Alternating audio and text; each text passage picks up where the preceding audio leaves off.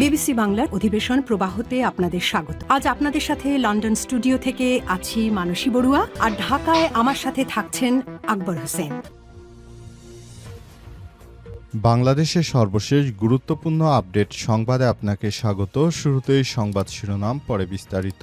প্রথমেই জানাবো আমাদের হাতে থাকা সর্বশেষ গুরুত্বপূর্ণ সবথেকে তাজা আপডেট সংবাদ। ইন্নালিল্লাহ, মুসলিম ব্রাদারহুডের সঙ্গে জামাতের মিল রয়েছে দাবি এএফপির। এবার পশ্চিমা মিডিয়া এএফপি দাবি করেছে বাংলাদেশের জামাত ইসলামের সঙ্গে নাকি মুসলিম ব্রাদারহুডের সঙ্গে মিল রয়েছে, যে ব্রাদারহুড হচ্ছে একটি নিষিদ্ধ সংগঠন বিভিন্ন দেশে। তাহলে জামাত ইসলাম কি ক্ষমতায় আসলে নিষেধাজ্ঞায় পড়তে চলেছে বাংলাদেশ? কি হবে বিষয়টি? এ বিষয়ে খুবই গুরুত্বপূর্ণ সংবাদ জানাবো। এএফপি তাদের প্রতিবেদনে কি বলেছে, সঙ্গেই থাকুন। এরপর জানাবো, পার্থের আসন থেকে সরে দাঁড়ালেন বিএনপির প্রার্থী। ত্রয়োদশ জাতীয় সংসদ নির্বাচনে ভোলা ১ সদর আসনটি শরিক দল বাংলাদেশ জাতীয় পার্টি বিজেপিকে ছেড়ে দেওয়ার সিদ্ধান্ত নিয়েছে বিএনপি। জোটগত এই সমঝোতার অংশ হিসেবে আজ বিকেলে জেলা প্রশাসন এবং রিটার্নিং কর্মকর্তার কাছে নিজের মনোনয়নপত্র প্রত্যাহারের আবেদন জমা দিয়েছে জেলা বিএনপির আহ্বায়ক গোলাম নবী আলমগীর। এরপর জানাবো, চুয়াডাঙ্গায় রেললাইন থেকে যুবকের মরদেহ উদ্ধার। চুয়াডাঙ্গা সদর উপজেলার মোমিনপুর ইউনিয়নে ট্যাংরামারিতে রেললাইন থেকে আসিফ ২৬ নামের এক যুবকের মরদেহ উদ্ধার করেছে রেলওয়ে পুলিশ। এবারে জানাবো, আইসিসি ভারতের কথায় ওঠবোস না করলে বাংলাদেশকে শ্রীলঙ্কায় খেলতে দেবে। ক্রীড়া উপদেষ্টা আসিফ নজরুল জানিয়েছেন, আইসিসি একটি আন্তর্জাতিক ক্রীড়া সংস্থা, কিন্তু তারা যদি ভারতের কথায় ওঠবোস না করে তাহলে বাংলাদেশিদের জন্য শ্রীলঙ্কায় খেলার সুযোগ করে দেবে। আমরা কোনো উগ্র রাষ্ট্রে গিয়ে বাংলাদেশকে অনিরাপত্তায় ফেলতে চাই না বলে জানিয়েছেন ক্রীড়া উপদেষ্টা আসিফ নজরুল। তিনি বলেন, আমাদের একজন প্লেয়ারকে বাদ দেওয়া মানে আমাদের পুরো দলটিকে অকার্যকর করে দেয়া, কিন্তু এসব বিষয় আমরা কোনোভাবেই মেনে নিতে পারি না। এবং সর্বশেষ জানাবো, প্রথম দেশ হিসেবে মাস্কের স্টারলিংক অচল করে দিল ইরান। প্রথম কোনো দেশ হিসেবে মার্কিন ধনকুব ইলন মাস্কের স্টারলিংক স্যাটেলাইটের ইন্টারনেট কার্যত অচল করে দিয়েছে ইরান। সামরিক জ্যামার ব্যবহার করে স্যাটেলাইট সংযোগ বন্ধ করার এই পদক্ষেপকে নজিরবিহীন, অত্যন্ত তাৎপর্যপূর্ণ হিসেবে দেখছে বিশ্লেষকরা। ইরান ওয়ারের প্রতিবেদনে বলা হয়েছে, ইরানের ভেতরে কয়েক হাজার স্টারলিংক ইউনিট থাকলেও এখন স্যাটেলাইট সংযোগ ব্যাঘাত ঘটছে। শুরুতে স্টারলিংকের আপলিংক এবং ডাউনলিংক ট্রাফিকের প্রায় ৩০% ব্যবহৃত হলেও কয়েক ঘন্টার মধ্যে তা ৮০%-এর বেশি হয়ে যায়। এরপর জ্যামার ব্যবহার করে সেগুলোকে প্রতিহত করেছে ইরান। ইরানে চলমান বিক্ষোভ কর্মসূচি থেকে সরিয়ে রাখতে এখন এই ব্যবস্থা গ্রহণ করা হয়েছে। প্রিয় দর্শক, এতক্ষণ শুনছিলেন সংবাদ শিরোনাম, এবারে বিস্তারিত। তবে তার আগে বন্ধুরা, অনুরোধ থাকবে এই সংবাদটিতে একটি লাইক দিন। এই চ্যানেলে আপনি নতুন হয়ে থাকলে আমাদের সংবাদটি দেখতে দেখতে চ্যানেলটি সাবস্ক্রাইব করে রাখুন। কমেন্ট করে বন্ধুরা আপনার মূল্যবান মতামত জানিয়ে দিন আপনি বিশ্বের কোন দেশ থেকে বা বাংলাদেশের কোন স্থান থেকে আমাদের সংবাদটি দেখছেন এবং শুনছেন। আর বন্ধুরা, গাজা যুদ্ধে আপনি যদি নিরীহ ফিলিস্তিনিদের ভালোবেসে থাকেন, কমেন্টে ইয়েস লিখে বিশ্ববাসীকে জানিয়ে দিন। এবারে বিস্তারিত। মুসলিম ব্রাদারহুডের সঙ্গে জামাতের মিল রয়েছে এএফপির প্রতিবেদন।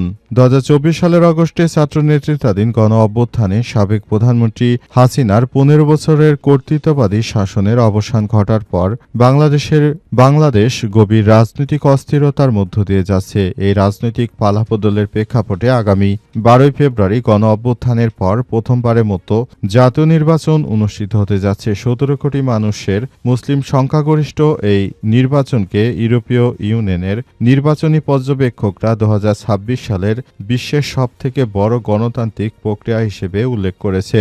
নির্বাচনকে সামনে রেখে দেশের রাজনীতিতে নতুন জোটের শক্তির পুনর্বিন্যাস ও আদর্শিক মেরুকরণ স্পষ্ট হয়ে উঠেছে। এপির প্রতিবেদনে বলা হয়েছে, জামাতের নেতৃত্বাধীন নির্বাচনী জোটের বিষয়ে গুরুত্ব পেয়েছে। প্রতিবেদনে জামাতকে দেশের সবথেকে বড় ও সংগঠিত ইসলামপন্থী দল হিসেবে উল্লেখ করে বলা হয়েছে, শেখ হাসিনার 15 বছরের শাসনামলে নিষেধাজ্ঞা ও দমনপীড়নের মুখে পড়ার পর আবারও আনুষ্ঠানিক রাজনীতিতে ফিরতে চাইছে জামাত। দলটির আদর্শগতভাবে মুসলিম ব্রাদারহুডের সঙ্গে সামঞ্জস্যপূর্ণ। এতে আরও বলা হয়েছে, জামাতের নেতৃত্বে 10টির বেশি ছোট ছোট রাজনৈতিক দল একটি জোট গঠিত হয়েছে। এর মধ্যে রয়েছে জাতীয় নাগরিক পার্টি এনসিপি, যেটি গণ অভ্যুত্থানের নেতৃত্ব দেয়া ছাত্র নেতাদের দ্বারা গঠিত।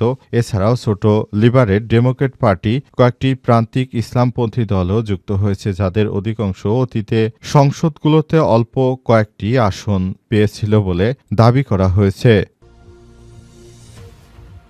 পাথের আসন থেকে সরে দাঁড়ালেন বিএনপির প্রার্থী। ত্রয়োদশ জাতীয় সংসদ নির্বাচনে ভোলা 1 সদর আসনটি শরিক দল বাংলাদেশ জাতীয় পার্টি বিজেপিকে ছেড়ে দেওয়ার সিদ্ধান্ত নিয়েছে বিএনপি। জোটগত এই সমঝোতার অংশ হিসেবে সোমবার 12 জানুয়ারি বিকেলে জেলা প্রশাসক ও রিটার্নিং কর্মকর্তার কাছে নিজের মনোনয়নপত্র প্রত্যাহারের আবেদন জমা দিয়েছে জেলা বিএনপির আহ্বায়ক গোলাম নবী আলমগীর। রিটার্নিং কর্মকর্তারা তার আবেদন গ্রহণ করেছে। এর ফলে ওই আসনে বিএনপির নেতৃত্বাধীন জোটের একক প্রার্থী হিসেবে গরুর গাড়ি প্রতীক নিয়ে প্রতিদ্বন্দ্বিতা করবেন বিজেপি চেয়ারম্যান আন্দালিব রহমান পার্থ।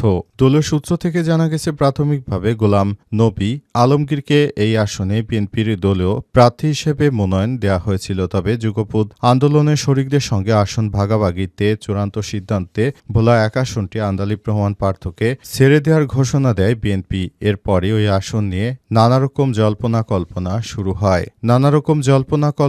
শুরু হওয়ার পর থেকে আসনটির বিএনপি যারা বিদ্রোহী প্রার্থী ছিল তারাও ওই আসন থেকে নির্বাচন করার সিদ্ধান্ত নেয়। কিন্তু শেষ পর্যন্ত ওই আসন থেকে বিএনপির প্রার্থীরা সরে দাঁড়িয়েছে। এখন খুব দ্রুততম সময়ের মধ্যে আন্দালিব রহমান পার্থ তার চূড়ান্ত সাফল্য লাভ করতে পারবে, কারণ সেখানে বলা হয়েছে যে মূলত আন্দালিব রহমান পার্থ এখন সবকিছু করতে পারবে, নতুন করে সবকিছু সেখানে দেখভাল করতে পারবে এবং তিনি বিএনপির সঙ্গে যে জোট করেছেন, আশা করা হচ্ছে তিনি এখান থেকে নির্বাচন করে বিএনপির জন্য একটি সুবিধাজনক অবস্থান তৈরি করে দিতে পারবেন। চুয়াডাঙ্গায় রেললাইন থেকে যুবকের মরদেহ উদ্ধার। চুয়াডাঙ্গা সদর উপজেলার মোমিনপুর ইউনিয়নের ট্যাংরামারির এলাকায় রেললাইন থেকে আসিফ 26 নামের এক যুবকের মরদেহ উদ্ধার করেছে রেলওয়ে পুলিশ। আজ দুপুরে নীলমণিগঞ্জ রেল স্টেশনের কাছে ট্যাংরামারি রেলগেট সংলগ্ন রেললাইন থেকে মরদেহটি উদ্ধার করা হয়। নিহত আসিফ চুয়াডাঙ্গা পৌরসভার 5 নং ওয়ার্ডের ইসলামপাড়া এলাকার আব্দুর রাজাকের ছেলে। স্থানীয়রা জানিয়েছে, দুপুর আনুমানিক 12:20 দিকে মোমিনপুর ইউনিয়নের ট্যাংরামারি জামে মসজিদ সংলগ্ন রেল লাইনে আসিফের মরদেহ পড়ে থাকতে দেখে এলাকাবাসী পুলিশকে খবর দেওয়া হয়। এরপর রেলওয়ে পুলিশ ও সদর থানা পুলিশ ঘটনাস্থলে গিয়ে মরদেহ উদ্ধার করেছে। চুয়াডাঙ্গা সদর থানার officers in charge OC Mizanur Rahman জানিয়েছেন, স্থানীয়দের কাছ থেকে খবর পেয়ে রেলওয়ে পুলিশ ঘটনাস্থলে গিয়ে যুবকের মরদেহ উদ্ধার করে। প্রাথমিকভাবে নিহতের শরীরে আঘাতের চিহ্ন পাওয়া গেছে। ধারণা করা হচ্ছে রাজশাহীগামী কোনো ট্রেনের ধাক্কায় তার মৃত্যু হয়েছে। তার মৃত্যুর সঠিক কারণ জানতে রেলওয়ে পুলিশকে সঙ্গে নিয়ে বিষয়টি তদন্ত করা হচ্ছে। তিনি আরও জানান, মরদেহটি ময়নাতদন্তের জন্য চুয়াডাঙ্গা সদর হাসপাতালের মর্গে পাঠানো হয়েছে। এই ঘটনায় রেলওয়ে পুলিশ বাদী হয়ে একটি মামলার প্রস্তুতি নিচ্ছে। এই ধরনের অনাকাঙ্ক্ষিত ঘটনা এড়াতে পুলিশ আরও বেশি সতর্কমূলক অবস্থানে রয়েছে।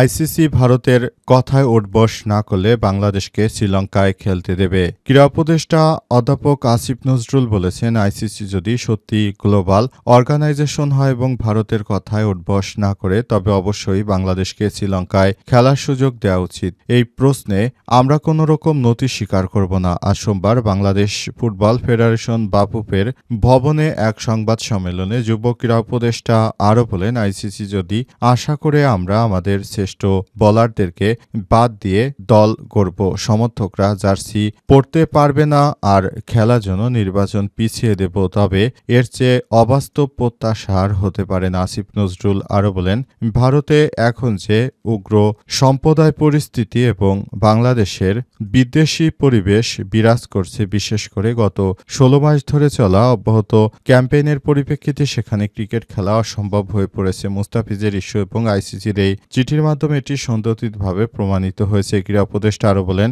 আমি পত্রিকায় দেখলাম, জানি না সত্য কিনা মিথ্যা, পাকিস্তান নাকি আমাদের টুর্নামেন্টগুলো আয়োজন করার প্রস্তাব দিয়েছে। পাকিস্তান করে কোনো সমস্যা নেই, সংযুক্ত আরব আমিরাতে করেন কোনো সমস্যা নেই। সর্বশেষ ক্রীড়া উপদেষ্টা আরও বলেন, যেখানে আমাদের দলের একটা প্লেয়ারের খেলার পরিবেশ নাই, সেই উগ্র সাম্প্রদায়িক শক্তির কাছে মাথা নত আমরা করতে পারব না বলে জানিয়েছেন ক্রীড়া উপদেষ্টা আসিফ নজরুল।